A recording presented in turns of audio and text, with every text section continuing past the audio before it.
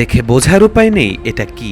এটা হলো একটা হাসপাতালের অপারেশন ওয়ার্ড, যেখানে প্রতি মাসে গড়ে 14 থেকে 18টি অপারেশন হতো। সেখানে প্রায় 1 বছরের বেশি সময় ধরে হয় না কোনো অপারেশন। অযত্নে পড়ে আছে লেবার ওয়ার্ডের অপারেশন থিয়েটার।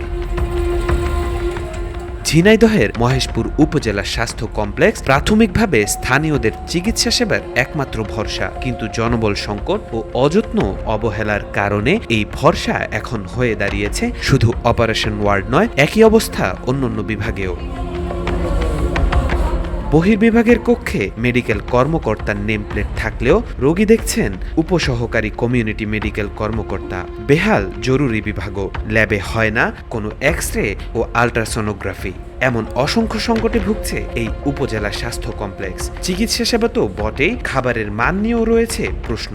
আমরা এখানে আসছিলাম ডাক্তারের কাছে বাচ্চার জন্য, কিন্তু এখানে সেইভাবে ওষুধ দিচ্ছে না আর সেভাবে ট্রিটমেন্ট হচ্ছে না। আমি সকাল 10:30 থেকে এখানে আসছি মহেশপুর হসপিটালে। আসার পর টিকিট নিচ্ছি, টিকিট নেওয়ার 17 নম্বরে গেছি। 17 নম্বর থেকে ডাক্তার নাই, বসে থেকে ডাক্তারকে বলে আসলে এখন বলছে 16 নম্বরে যান।